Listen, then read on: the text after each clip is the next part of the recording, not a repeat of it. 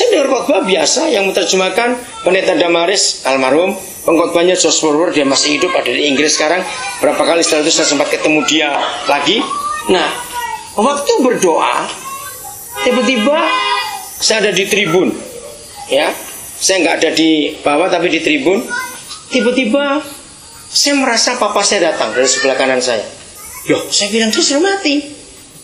Kenapa ada di sini? Nah, saya nggak berani buka mata karena masih ingat pelajaran sekolah minggu, doa buka mata itu berdosa. Jadi takut berdosa saya. Tapi saya tahu ini papa saya ini. Ini kenapa dia ada di sini? Oh, saya menangis karena saya rindu. Sudah 5 tahun nggak ketemu saat dia meninggal. Saudara, saya nggak dengar lagi bagaimana Joshua ngomong apa di mimbar, tapi saya lagi sibuk dengan papa saya ini. Saya merasa betul dia ada di situ. Saya merasa dia mendekat. Itu tahun 70. Tiba-tiba saya dipeluk, saudara. Saya rasa betul pelukannya. Dan begitu saya dipeluk, saya menangis lebih kencang lagi. Tiba-tiba suara saya dengar dari mimbar. Ini panggilan terakhir. Siapa mau terima Yesus? Dulu saya nggak ngerti. Apa itu terima Yesus? Nggak ngerti juga karena di gereja saya nggak ada seperti itu. Saya dengar kesempatan terakhir. Yang mau didoakan maju ke depan. Saya itu nggak konsentrasi pada perkataan pendeta itu, Joshua. Tapi saya lagi sibuk dengan papa saya. Saudara yang luar biasa, saya rasa diangkat oleh papa saya. Dia bangunkan saya dari kursi tribun itu.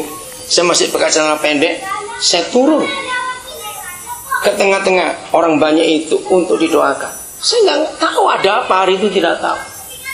Tapi terjadi perubahan dalam hidup saya sejak hari itu. Nah, saudara, tahun 80 bulan April, bayangkan, begitu lama, hampir 10 tahun kemudian, saya baru tahu jawabannya. Yang datang bukan papa saya, dia sudah meninggal. Waktu itu dia mengajar Kalafi Mualah dengan Tom Hales, Hati Bapa, yang mengatakan bahwa Mazmur 103 ayat 13, yang belum pernah tahu silakan baca. Dikatakan begini: seperti Bapa sayang pada anak-anaknya, demikianlah Tuhan sayang pada orang yang takut akan Dia. Nah, YWAM itu mengajarkan begini: tidak mungkin seorang manusia yang gak kenal papanya di dunia bisa kenal papa di surga. Itu gak mungkin. Apalagi kalau sampai papa di dunia itu melukai hati anak-anak, maka kalau dia panggil berdoa Bapa kami dalam surga, itu gak mungkin keluar dari mulutnya. Maka itu saudara, dengarkan. Maaf, saya tidak mengajar, saya jadi hakim atau penilai. Tapi sejak itu saya bisa menilai orang Kristen itu dekat dengan papanya atau tidak, itu dari doanya. Saudara, hampir 90% orang Kristen kalau berdoa adalah Tuhan, aku hambamu, hambamu, aku hambamu, Tuhan. Orang yang gak pernah tahu siapa papanya, yang gak pernah dekat dengan papanya selama di dunia ini, dia akan sulit manggil papa di surga. Pasti hamba. Bahkan cukup banyak pendeta-pendeta juga gak pernah berkata, aku anakmu tuh, Papa, aku anakmu. Gak bisa. Yang keluar dari Tuhan, aku hambamu. Memang tidak salah kita ini hamba Tuhan. Tapi saudara, hubungan anak dengan papa itu mutlak. Jadi 10 tahun saya tuh mencari dan menunggu siapa yang datang malam itu peluk saya. Ternyata bukan papa saya, dia sudah meninggal. Tapi karena saya dekat dengan papa saya di dunia ini, maka kalau papa di surga hadir, ya seperti papa saya. Bisa ngerti? Lagi saya di Mazmur 103 ayat 13 itu sama seperti Bapa sayang kepada anak-anaknya, demikian Tuhan sayang pada orang-orang yang takut akan Dia. Jadi gambaran Papa di surga itu di gambaran Papa di dunia. Nah, tahun 84 saya kembali lagi, saya baru ngerti. Maka itu mengapa setan sudah punya pemicunya. Tahu? Setan sudah pegang kartu mati, kartu trufnya. Pokoknya kalau papa-papa dirusak, dunia pasti hancur. Gila nggak ini, saudara? Dan jumlahnya makin hari kerusakan ini makin bertambah. Ketika free sex merajalela, begitu banyak anak nggak tahu siapa papanya. Saudara, sejak tahun 84 September sampai hari ini, saya dibawa Tuhan dalam pelayanan ini. Waktu saya mau menikah, orang-orang yang dekat saya khawatirnya cuma satu. Apakah istrimu nanti bisa ngerti pelayanan ini? Itu dikhawatir oleh banyak orang. Saya berkata kepada mereka, gara-gara itu juga saudara, saya melihat banyak contoh keluarga hamba Tuhan yang tidak bisa menjadi contoh si istrinya. Maka saya itu takut untuk menikah. Dan Tuhan tahu, Tuhan beri saya istri yang luar biasa, bisa mengerti pelayanan ini. Dan itu sungguh-sungguh luar biasa. Oke, saya lanjutkan. Betapa peranan papa itu sangat penting dalam hidup ini. Itu sebabnya mari dalam kehidupan kita sebagai orang-orang percaya, kalau saudara ingin tahu apa kehendak papa yang paling baik, ya lihat ayat ini. Kembalikan hati papa-papa kepada anak-anaknya, supaya Tuhan jangan sampai datang memukul bumi sehingga musnah. Nah, sejak tahun 84 itu Tuhan memberi saya anak-anak rohani yang cukup banyak. Terus bertambah, terus bertambah. Dan kalau sekarang saya hitung, pokoknya minimal dalam 1 minggu pasti ada 1 anak yang Tuhan berikan. Dan terus tidak pernah berkurang. Dan itu sungguh-sungguh anugerah yang saya syukuri, hebat sekali. Oke, Yohanes 14 ayat 8. Salah seorang silakan baca ayat itu. Kenapa Filipus bisa menjerit seperti ini? Ya, dengan jeritan yang luar biasa. Emi, sudah dapat, silakan. Kata Filipus kepadanya,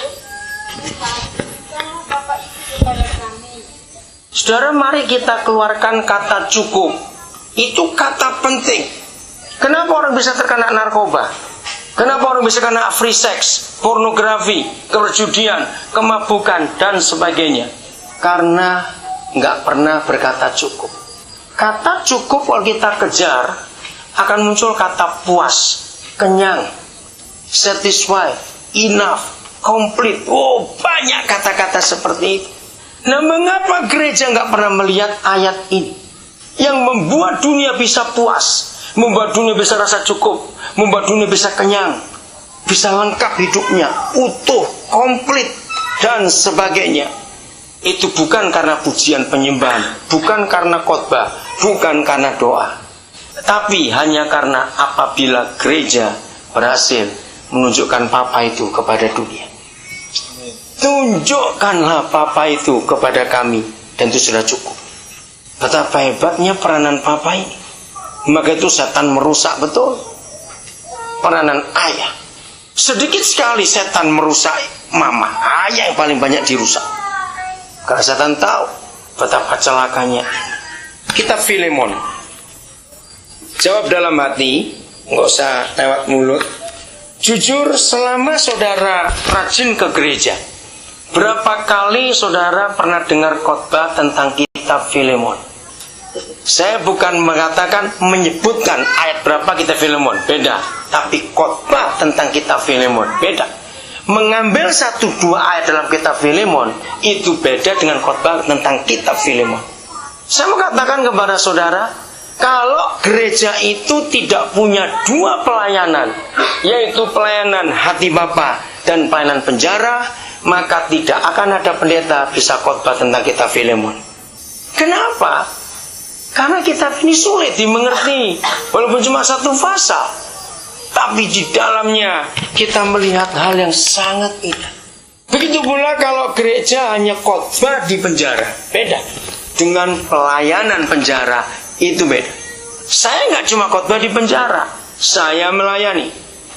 Artinya kalau saya datang ke satu penjara, di lembaga pemasyarakatan mana saja di Indonesia ini, bahkan di Amerika, saya masuk juga.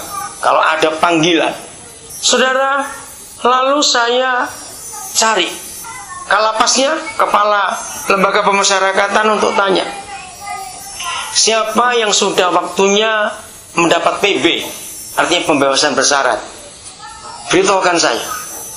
Karena di Indonesia ini ada aturan, selama 1/3 hukuman sudah berjalan dan kelakuannya baik, maka mereka berhak untuk ngurus pembebasan bersyarat.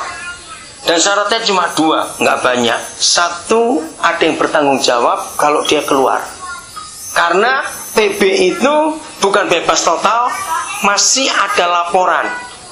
Entah seminggu sekali, entah sebulan 2 kali, tergantung kasusnya.